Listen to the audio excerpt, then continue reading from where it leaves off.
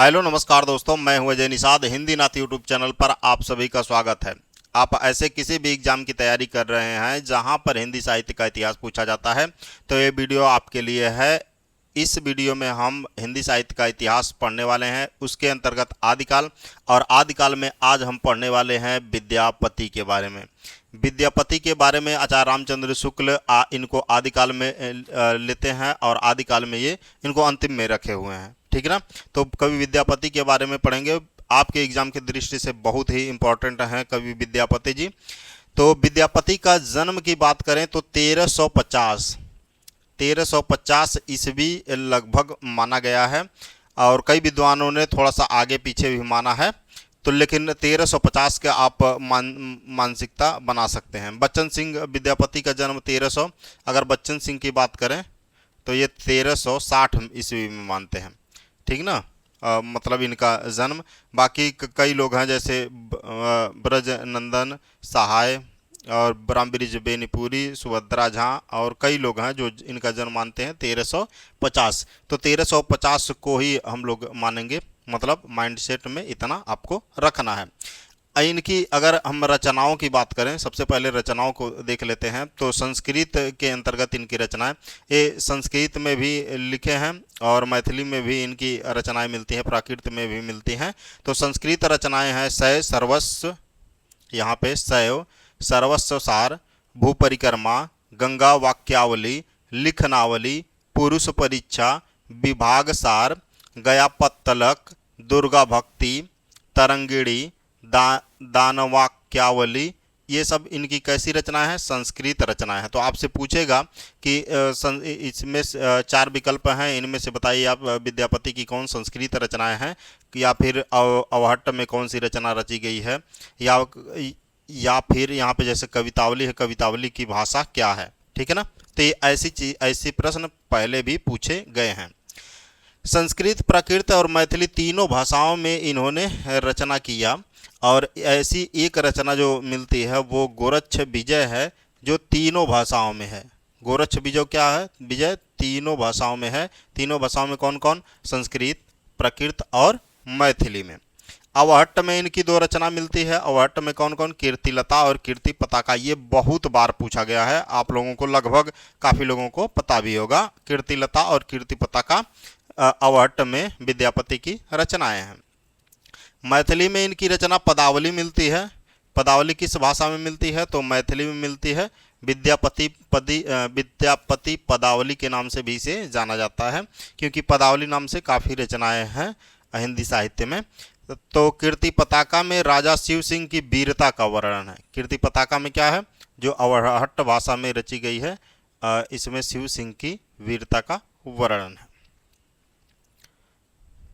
कीर्तिलता में जौनपुर का रोचक वर्णन है। पूछेगा जौनपुर का रोचक वर्णन किस विद्यापति के किस रचना में है? तो कीर्तिलता में।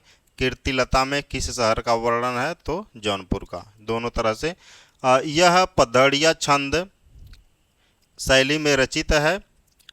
यह रचना भृंग भृंगी संवाद के रूप में है, और कीर्तिलता को कहानी कहा गया है। ये चीज भी याद रहे आपको। आश्रय तिरहुल के राजा शिव सिंह व कीर्तिसेन के दरबार में रहते थे। मतलब ये किस राजा के दरबारी कवि थे? तो शिव सिंह और कीर्ति सिंह के दरबारी कवि रह चुके। कौन? विद्यापति जी।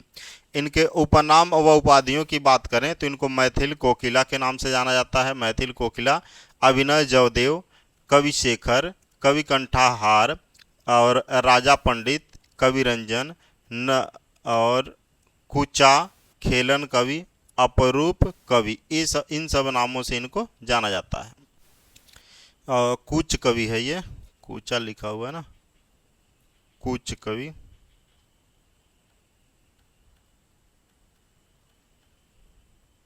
क्लियर? तो इनको अन्य नामों से भी जाना जाता है, जैसे मैथिल कोकिला, अभिनव जयदेव, कवि शेखर, कवि कंठाहार। इतना तो आपको याद ही रखना है।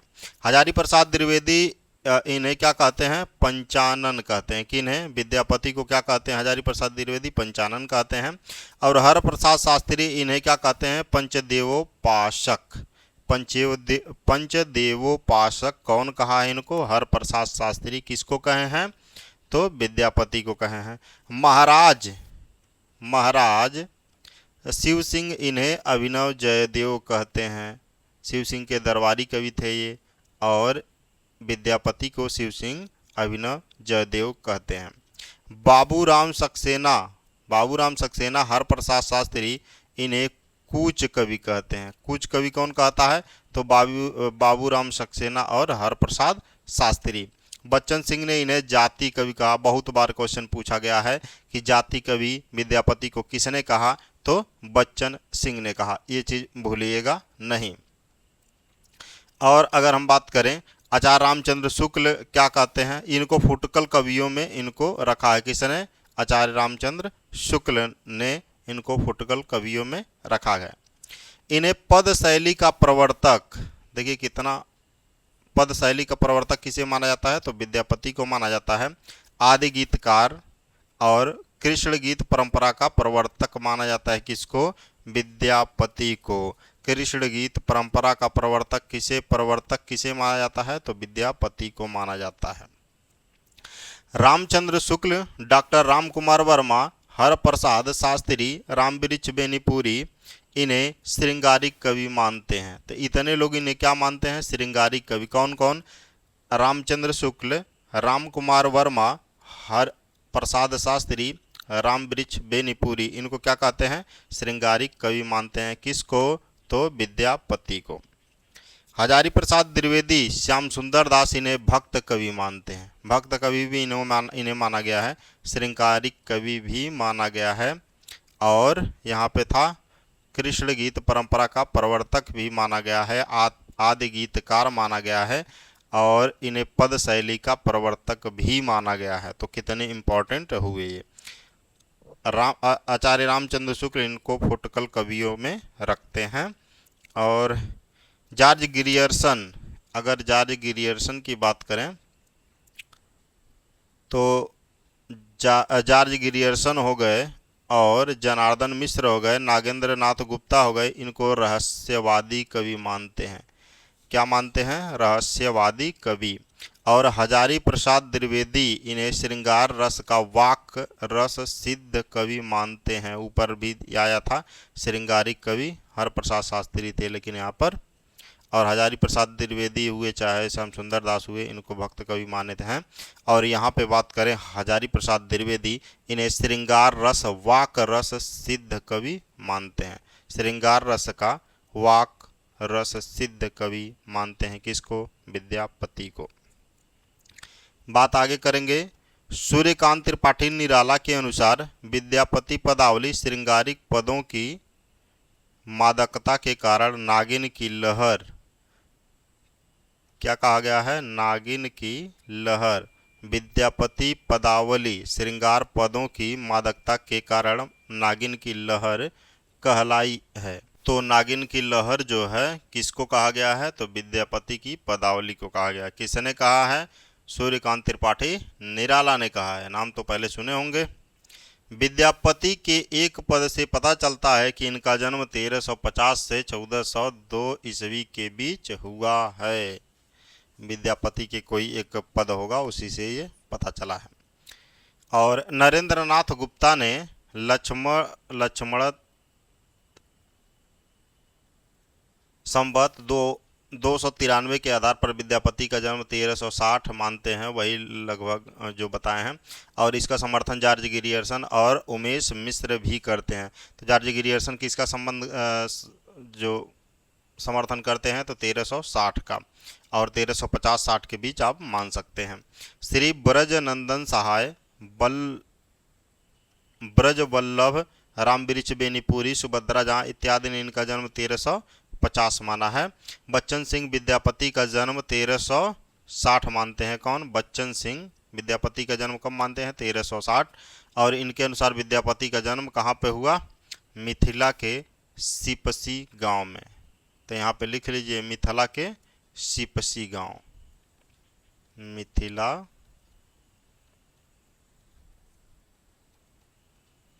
सिपसी गांव। कहाँ पर? मिथिला के सिपसी नहीं, बीपसी है। एक सेकेंड, मिथिला के बीसपी गांव में हुआ है किसका जन्म? विद्यापति का जन्म।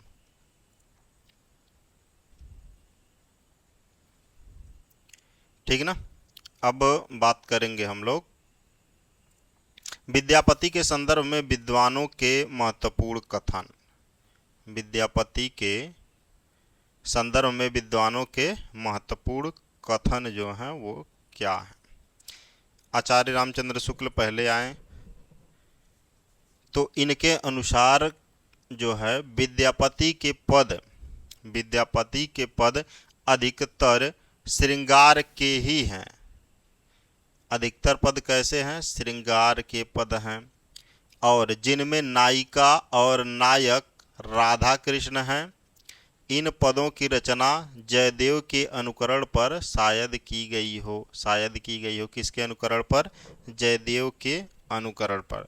तो विद्यापति के पद जो हैं अधिकतर क्या हैं? श्रृंगारिक हैं। नायक और नायिका जो हैं राधा और कृष्ण हैं, क्लियर। और जयदेव के अनुकरण पर शायद की गई हो, क्लियर नहीं है। विद्यापति कैसे कवि थे? तो शैव थे। किस धर्म को मानने वाले? शैव धर्म को मानने वाले थे। कौन? विद्यापति। इन्होंने पद की रचना श्रृंगार काव्य की दृष्टि से की है। काव्य की रचना कैसे की है? श्रृंगार काव्य की दृष्टि से की है, भक्त के रूप में नहीं। मतलब ये भक्त के रूप में जो रचनाएं की हैं भक्त के रूप में नहीं किए हैं, ये सभी क्या किए हैं? श्रृंगार के रूप में किए हैं। मतलब किसका?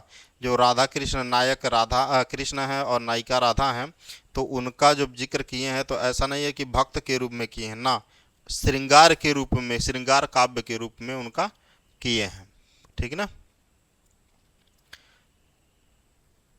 विद्यापति को कृष्ण भक्तों की परंपरा में न समझना चाहिए। मतलब कृष्ण भक्तों की परंपरा में नहीं समझना चाहिए, ये श्रृंगार काव्य के कवि के रूप में समझना चाहिए।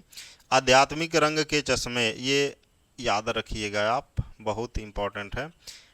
आध्यात्मिक रंग के चश्मे आजकल बहुत सस्ते हो गए हैं। उन्हें चढ़ाकर जैसे कुछ लोगों ने गीत गोविंद के पदों को आध्यात्मिक संकेत बताया है। मतलब आध्यात्मिक रंग के चश्मे आजकल बहुत सस्ते हो गए हैं। ये कौन कह रहा है? आचार्य रामचंद्र शुक्ल कह रहे हैं। क्यों कह रहे हैं? क्योंकि कुछ लोग जो हैं गीत गोविंद जो जयदेव की रचना है के पदों को आध्यात्मिक संकेत बताया है। मतलब गीत गोविंद जो है उसको आध्यात्मिक संकेत बताया है। वैसे ही विद्यापति के इन पदों को, मतलब विद्यापति के पदों को भी आध्यात्मिक बता दिया है। और क्या कहते हैं? सूर आदि भक्तों के श्रृंगारिक पदों की भी ऐसे लोग आध्यात्मिक व्याख्या चाहते हैं। मतलब सूर्य और कृष्ण जो भक्तों के श्रृंगारिक पद हैं उनको भी ये आध्यात्मिक बताना चाहते हैं। ठीक ना। अयोध्या सिंह उपाध्याय हरिऔध के अनुसार गीत गोविंद के रचनाकार जयदेव हैं। ये अयोध्या सिंह उपाध्याय हरिऔध आ गए। गीत गोविंद के रचनाकार जयदेव हैं कि मधुर पदावली पढ़कर जैसे अनुभव होता है वैसे ही विद्यापति की पदावली पढ़कर, मतलब जयदेव की जो पदावली है वैसे ही विद्यापति की पदावली को पढ़कर अनुभव मिलता है, अनुभव होता है। अपनी कोकिल कंठता के कारण इन्हें मैथिल कोकिला के नाम से जाना जाता है। कौन कह रहे हैं? अयोध्या सिंह उपाध्याय हरिऔध। ठीक ना। और उसके बाद राम कुमार वर्मा जी क्या कहते हैं?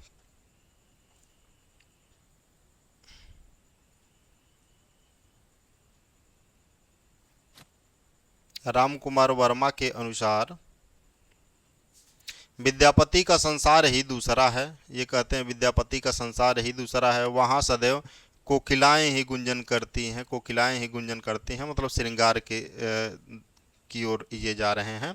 विद्यापति के बाह्य संसार में भगवत भजन कहाँ? मतलब बाह्य संसार में भगवत भजन कहाँ है? इस वजह संधि में ईश्वर संधि कहाँ? सद्य स्नाता में ईश्वर से नाता कहाँ?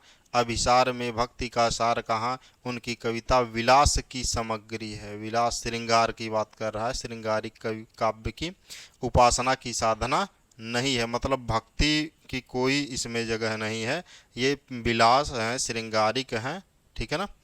डॉक्टर गुलाब राय, डॉक्टर गुलाब राय जो हैं, इनकी एक रचना है हिंदी साहित्य का सुबोध इतिहास, इसको हम लोग पहले देख चुके हैं।